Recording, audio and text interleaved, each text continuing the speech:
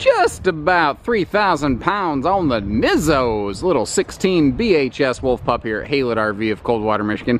Great little family basic camper, whether you're starting or you just have simple camping needs, or you just look for the extra cargo space in a little trailer. You could always repurpose the bunks. There's only one little glitch with the little dining table that I've seen. Overall, it looks to be pretty clean and well kept. We actually sold it to its one and only original owner here a couple of years ago. They were so happy with it, they just wanted a bigger camper. They actually stayed within the Cherokee RV family, and they moved up to the Grey Wolf 22 MKSE, which is just a tandem axle, a little bit bigger type couples coach. So they must have treated them right. So I pride myself on being decent and transparent, and I said there's a little glitch with this thing. This was made during 1 year where these things had these really nice real wood tabletops. They're very lightweight.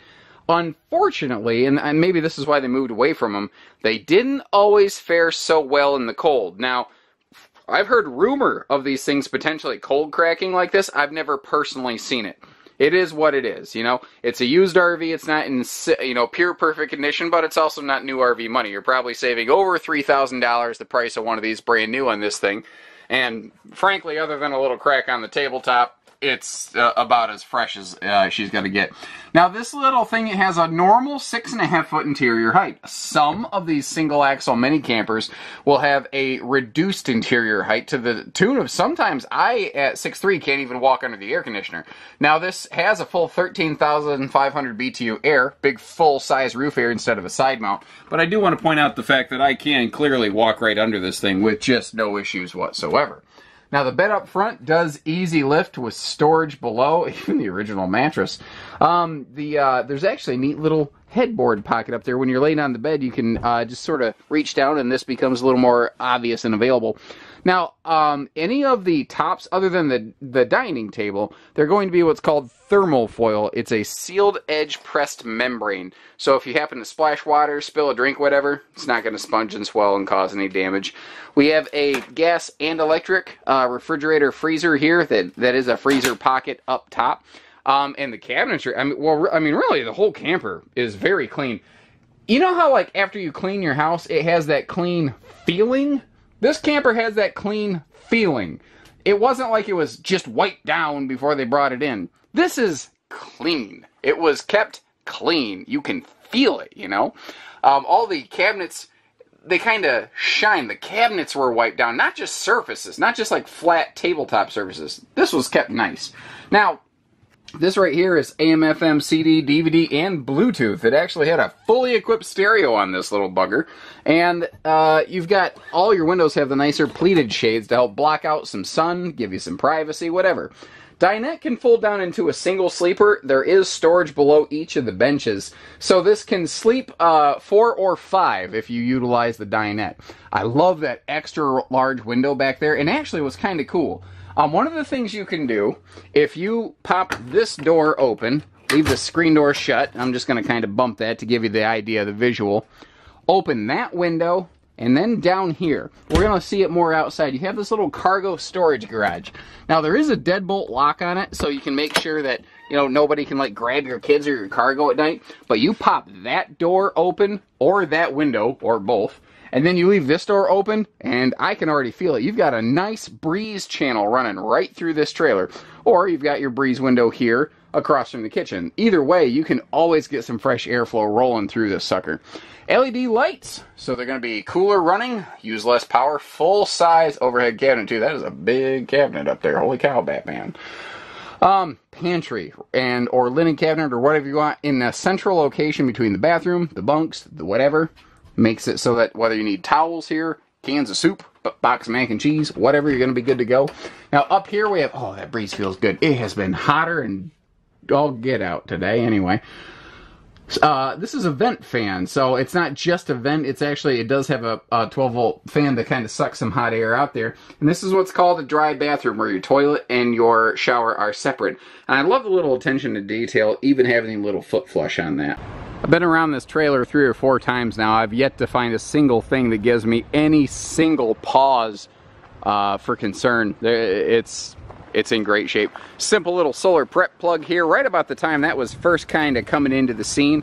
Large front storage compartment under that bed. That's one of the nice things about an east-west bed. You can have a huge storage area in here, and it seems like a why are you wasting my time talking about it kind of detail, but the fact that this doesn't just have rear stabilizer jacks, but also front stabilizer jacks is another area where these Wolf Pups have kind of separated themselves from many of the other single-axle campers out there. In this class and category, there's some really cutthroat budget-built stuff out there. And the Wolf Pup by Cherokee, one of the things we've always liked about them is they really kind of define themselves by bucking that trend and making a fully equipped little camper. It's just smaller. It's not built like, it still has a full walk-on roof like all the other Cherokees. It still has that automotive painted nose with that extra thick aluminum sweep. So the whole thing is like, the whole nose is basically diamond plate. There's obvious diamond plate below, but really the whole nose is kind of made out of the same thickness stuff. Little, that's actually when they were using like almost like a mag wheel style setup. That looks good. You've actually got tire pressure little valve stem caps on here, so if this falls below the appropriate PSI, that'll flip from green to red, so you don't need to come through with the old tire thumper method or whatever. This thing will just at a glance you can see if your tires are at the proper inflation, because improper tire inflation, underinflated tires, actually the single #1 cause of trailer tire loss in transit. Now again, remember, this has both a normal handle lock and a deadbolt. This is exactly like your main entry door, just cut a little bit shorter. And what you can use this for is this awesome cargo bunk space. This just flips up, you can strap it in place. And notice how under the bed we have plywood. This is the same kind of stuff that we're going to have on a roof and flooring, tongue and groove, nicer plywood. And you just create this large storage cavity here where you can do anything you want with it. Big old grills, lawn games, whatever. 200-pound rated cargo rack on the back. And you do not need to take that spare tire off to flip that down. This is an easy towing, narrow body, 7.5 foot wide, meaning it's about the same width as a common tow vehicle. Even a lesser capacity, like SUV type tow vehicle, that this is kind of targeted for. Now, if you got a half ton, obviously you could tow this, but smaller vehicles are going to be able to handle this thing just fine. Manual awning. I do want to point that out because power awnings have become so common. It's almost safer to assume a power awning. So this actually is the exception. This is the very last generation of Wolf Pup built before power awnings came out. Interestingly, manual awnings still have some advantages. And before you take this camper home, your salesman will show you how it works here, basically. What's kind of cool about a manual, though, if you do strap it down to the ground, if it's kind of windy where you are, you can leave these out and strap them down a lot harder and a lot tighter than a power awning. Power awnings you pretty much got to put away no matter what if it's windy. If it's really windy, you should still put that away. Now that DVD player inside, it actually does connect to the outside TV hookups out here. It's like if you throw a disc in, you can actually watch it outside, or you can just have a separate little outside stereo entertainment thing. And it is a little bit windy today, which is why I do want to take a moment to point out the anti-slam door that we have on this. You can fling that thing and it won't smash against the door jamb, against the side of the awning, whatever. And a bigger entry handle for easy coming and going. Never ever seems to offend anybody. I've never had somebody not buy a camper because I had the better entry handle. So come and get her. Take care, stay safe, have fun. Happy camping, everyone.